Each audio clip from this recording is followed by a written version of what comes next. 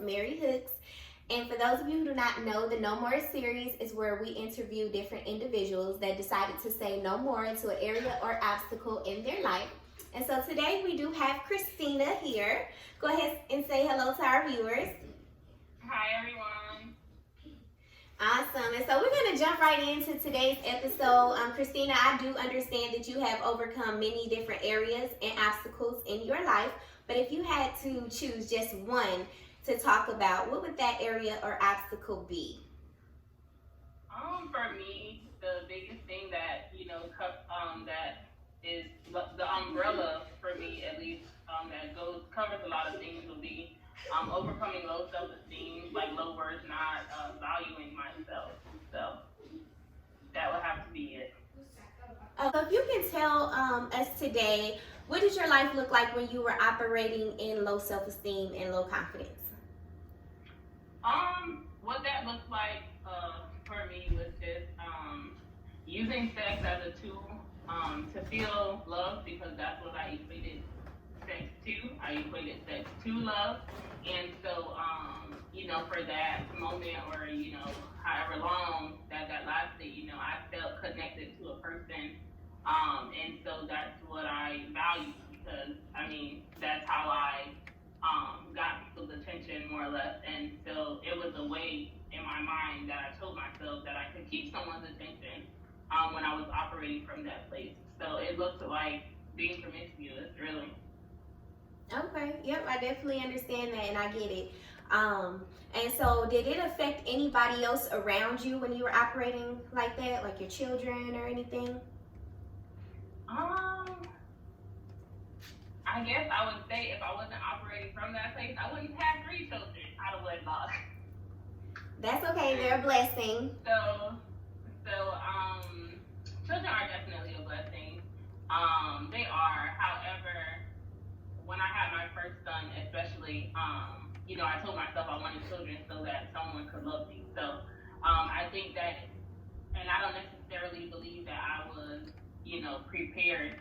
You're never really prepared, but I definitely wasn't prepared to be a parent. And so my son was affected by that, because for, the first few years of his life, I was still trying to hold on to my individuality, and I was still trying to be my own person, and I was still trying to, live my own life. I don't really know how else to put it, but it definitely affected him, and so I missed out on a lot of things that he did in his first few years of life, like flipping over, walking, things of that nature. I think it definitely affected people I came into contact with, because although I was, operating in low self-esteem, I met great people. So it's not like I didn't come across great guys. I did. I came across people that wanted to marry me. I came across people that wanted to love me. I just was not in a place to accept it, because I didn't know how to love myself. And so definitely people that I came, to contact with as far as dating goes, or things of that nature, friendships were affected. If anybody, the most myself, then my children, and then my relationships with other people. So whether that's dating or friendships, those things were affected. If you can tell us, what was that moment in your life when you realized, okay, operating in low self-esteem, low self-confidence is not conducive to my future? There was no one moment, but if I had to choose like a year out of my life, that year would have been 2017. So in 2017, I was sentenced to prison. I'm not going to get into why, but in going to prison, God revealed certain things to me. And in prison, you can't really, you're in solitude, more or less, and you don't necessarily have the things of the world weighing down on you, nor are they a factor when you're in prison. So there's just so much time to reflect on yourself and things. And also in prison, they strip you of, piercings. They strip you of weed. They strip you of anything that you could do to add to yourself that was not given to you just by God. So, we're in there walking around, natural hair, natural lashes, whatever you have it, like natural brows, in that period, you have think in that moment, it made me realize that I had to start embracing myself, not only physically, but mentally and emotionally. And it was during that time that I got closer to God and I sought him out, and he revealed certain things to me. So it was in that moment. And that was in 2017. And so when I got out of prison, which I wasn't there that long, I just told myself that I would do better and I would be better at showing up for myself. However, that over the years, like how I show up for myself, what I think that showing up for myself is, that has changed from then to now. But I can definitely say from then to now, I've broken so many cycles that I used to be in, and things that I used to do, and habits and places, surroundings, friends, connections, whatever have you. Like, I've had no issue in the past couple of years breaking them in order to show up for myself. But it's a daily thing. I'm finding new ways to show up for myself. But the person I am now, I can definitely say that I'm proud of her, and I know that I will continue to do the work to be the best version of myself as time passes. Awesome. And so what practical steps did you actually take? Tell us a little about the practical steps you take and still are taking. The practical steps that I take, really, I call it living in self-awareness, is number one, I sought out God. So I feel like a lot of times when we are lost, we have to find ourselves in God first, because he's our creator. Yes. So he put us here, and he put us here for a purpose. And so when we start to seek his face to find out who we are in him, and our confidence comes from him, we're able to operate in a different kind of love. A love that's just so fulfilling, that is different. So the first practical step was really just surrendering myself to God to figure out who I was in him. And so the next step, something practical that I did was I dated myself for a while. Like, I didn't date anybody else. I dated myself. And at that time, I got to know myself, what I liked, what I didn't like, what I wanted for myself, what I was willing to accept from a person, whether that was in a friendship or a romantic relationship. That taught me to value my own company. And so something that broke for me was my attachment issues, because most of my relationships, whether they were platonic or romantic, they started off from some type of like trauma bonding, or some type of, just me attaching myself to a person because they were consistent, not necessarily because they were good for me, but because they showed up. So that was another practical thing. Something else, I started my finances. I just told myself, like, God doesn't have living paycheck to paycheck for me. God doesn't have poverty for me. God doesn't have, mediocre things for me. God doesn't have, like, bottom of, hole in the wall. Like, that's not for me. But in order to walk in that, I had to get to a place where I wasn't living paycheck to paycheck, number one, get to a place where I was managing my finances better. So that's working on my credit score. That's, creating a savings and budget plan and attempting to stick to it, which is hard, and that's still something that I'm working on currently, but that's something practical that has changed my life and has allowed me to operate in a place of high confidence and high self-value and high self-worth, because what I see for myself in my mind, I needed to be mirrored in the life that I'm actually living. So material things don't matter. However, having money allows you to live a different life. So if I don't have money, I can't have a car, which is a convenience and also a luxury. But if I have money, right, I can have a better car. I can have a nicer car. Instead of having a car with no AC in Florida, I can have, a car in Florida with AC that works all the time and not sometimes. So definitely my money management skills and working on my credit score, that was something else practical that I did. Something practical that I do just day to day is really, I reflect. So I'm big on reflection and self-awareness. So I feel like in order for change to happen, you have to first acknowledge that there's a problem. Yes. And so And that's one of the biggest things for me is being able to acknowledge that when something is wrong, being able to identify when there's a problem and how do I go about fixing it. And I know that may not seem practical because I mean, like, if you don't know, how do you identify it? But something for me really is helping those around me see the problems in themselves, not to be judgmental or not to be condescending or demeaning, but simply to help them understand and identify that they can be a better them. And so that's how I work my coaching business. And so that's something practical that I do day to day too, is creating content and doing research and things of that nature to be able to impact the lives of those around me when it comes to interpersonal relationships. Awesome.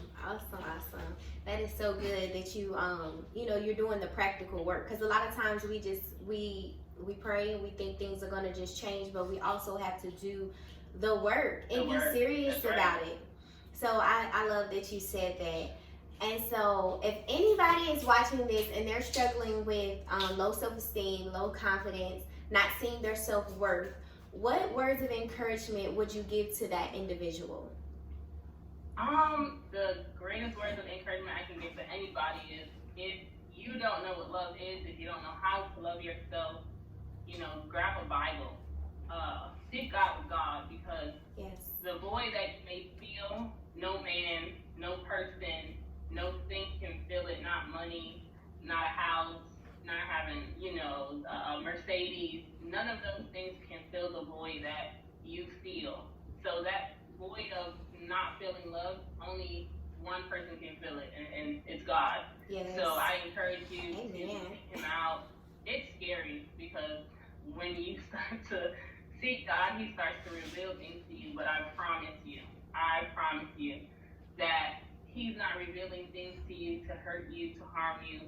It's to free you. It's to, I don't even know how to describe it, but it's to set you free. It's to set you free from that feeling of unworthiness. It's to set you free. It's to break the chains of you not knowing what love is. God is love, and he loves you. And so when you figure that out, loving yourself and loving other people will become a very natural thing. You won't ever have to question it once you find your confidence in God, and once you know who you are in God, and once you know that God is love. And it sounds so simple, but it's so powerful. God is love. And so once you figure that out for yourself, loving yourself will be a breeze.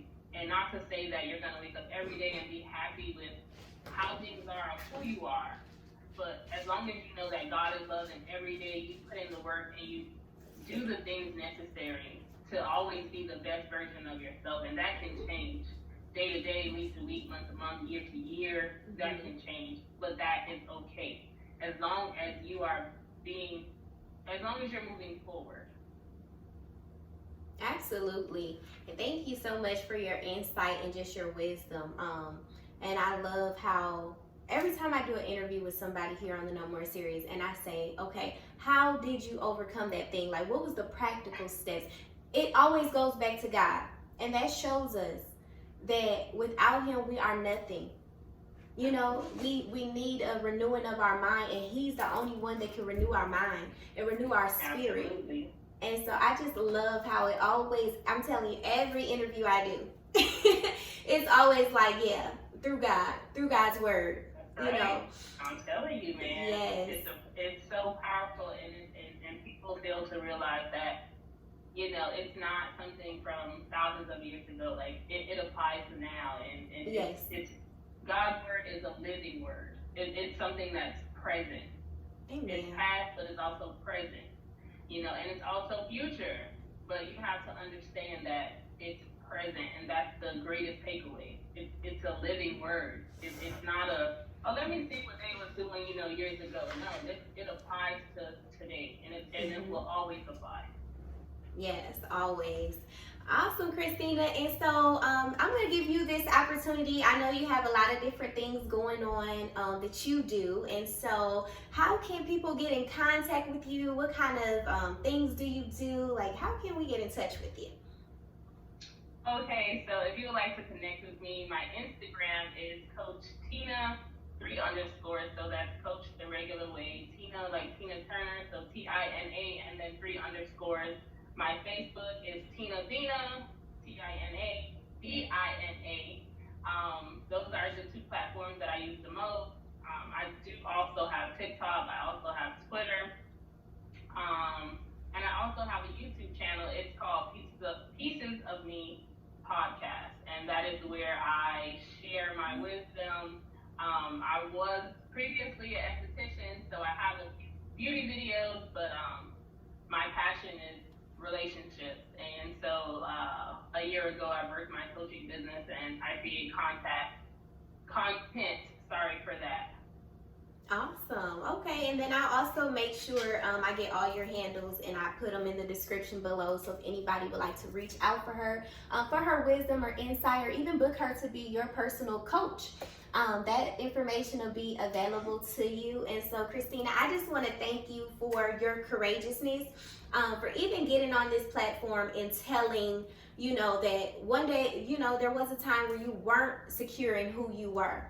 And that takes a lot of courage, because although many people deal with it, a lot of people aren't open to say, hey, this is where I used to be, and this is how I came out. And so I thank you for being a light in this world, and showing other women, and not just women, but men as well, that although you don't believe in yourself, or you don't like the way you look, or whatever the case may be, there is a way out. And you can fall in love with yourself, and you can fall in love with who God created you to be.